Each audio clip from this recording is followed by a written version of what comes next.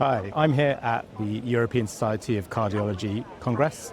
This is the largest international cardiology meeting in the world. About 30,000 people attend this meeting. All the major innovations in cardiology happen at this meeting. I'm going to talk about some of the new innovations which are going to change the way we look after patients. There were 3 studies at the Congress which could simplify the way that we manage patients with atrial fibrillation. The first was the BEAT Parox AF study.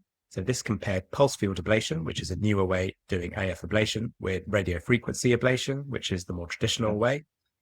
Both types of ablation achieve very similar success rates, about 77% in both arms. But importantly, the pulse field ablation procedure was much quicker, about 40 minutes faster on average, and potentially safer as well. There were fewer complications in the pulse field ablation arm. So potentially this means quicker procedures for patients having AF and potentially safer ones as well.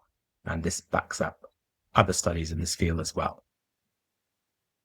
The second was the Alone AF study. So the Alone AF study looked at whether you can stop oral anticoagulation after you've had an AF ablation procedure.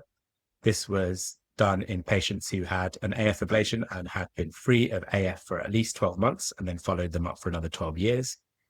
It found that bleeding complications were much lower in the patients who stopped the anticoagulant. And importantly, the rates of stroke were very low and minimally different between the 2 arms. This was just one study from one country, but potentially this is very encouraging and may mean we would be able to stop anticoagulation in patients who've had a successful AF ablation and reduce the risk of problems associated with that. The Aquatic study looked at patients who'd had previous stents, so needed aspirin for their heart stents, but also needed anticoagulation for their atrial fibrillation. And it looked at whether the combination of having aspirin with an anticoagulant caused problems versus just taking an anticoagulant alone. This study found that actually the rates of bleeding were much higher in patients who took aspirin on top of their anticoagulation. And actually death rates were actually slightly higher in patients who took both. So this was a really important study. It had to be stopped early because of the outcomes.